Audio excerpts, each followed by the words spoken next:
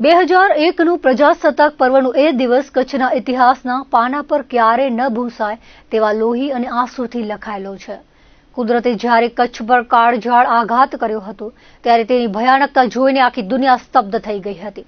આ હોનારતને કવર કરવા માટે દેશ અને દુનિયાના મીડિયાકર્મીઓ અને ફોટોગ્રાફરો કચ્છ તરફ ધસી આવ્યા હતા. બહારથી આવેલા પત્રકારો માટે આ એક મોટા સમાચાર હતા, પરંતુ સ્થાનિક ફોટોગ્રાફર પરેશભાઈ કપટા માટે આ કસોટી કંઈક અલગ જ હતી. એક તરફ તેમનો પોતાનો પરિવાર, ઘર અને સ્વજનો ભૂકંપના જોખમ હેઠળ હતા. બીજી તરફ એક સજાગ નાગરિક અને એક ફોટોગ્રાફર તરીકેની તેમની જવાબદારી હતી.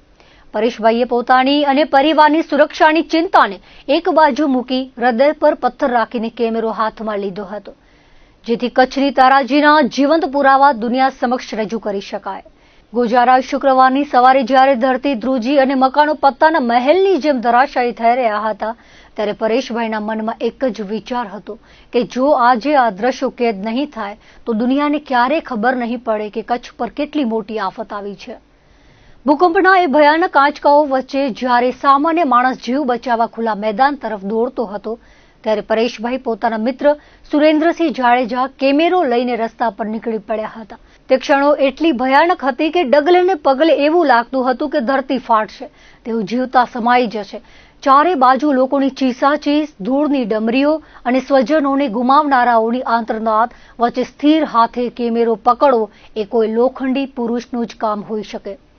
પરેશભાઈ યાદ કરે છે કે જ્યારે તેઓ તૂટેલી હોસ્પિટલો અને કાટમાળ નીચે દબાયેલા લોકોના શૂટિંગ કરી રહ્યા હતા, ત્યારે લોકો તેમના પર ગુસ્સે પણ થતા હતા. લોકોની નજરમાં એ માત્ર શૂટિંગ હતું, પણ પરેશભાઈની અંદર એક ભીની સંવેદના હતી કે આ ફૂટેજ જ વિશ્વભરના લોકોના દિલ પીગળાવશે, કચ્છના પુનર્નિર્માણ માટે મદદના દ્વાર ખોલશે.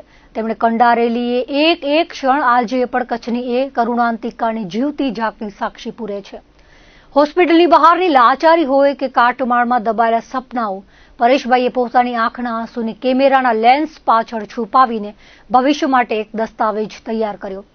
આજે જ્યારે કચ્છ ફરીથી બેઠું થયું છે અને વિકાસની નવી ઊંચાઈઓ સર કરી રહ્યું છે, ત્યારે પરેશભાઈના મનમાં એક સંતોષ છે કે તે કપરા સમયમાં પોતાની પીડા ભૂલીને તેમણે લીધેલું જોખમ એળે નથી ગયું. તેમની એ મહેનત અને હિંમતે જ દુનિયાને કચ્છના ધબકારા ફરી સંભળાવવામાં પાયાની ભૂમિકા ભજવી હતી. 25 વર્ષ પછી પણ જ્યારે તેઓ એ દિવસોને યાદ કરે છે, ત્યારે તેમની આંખોમાં એ જ ભીનાશ અને હૃદયમાં કચ્છ પ્રત્યેની અડગ શ્રદ્ધા જોવા મળે છે.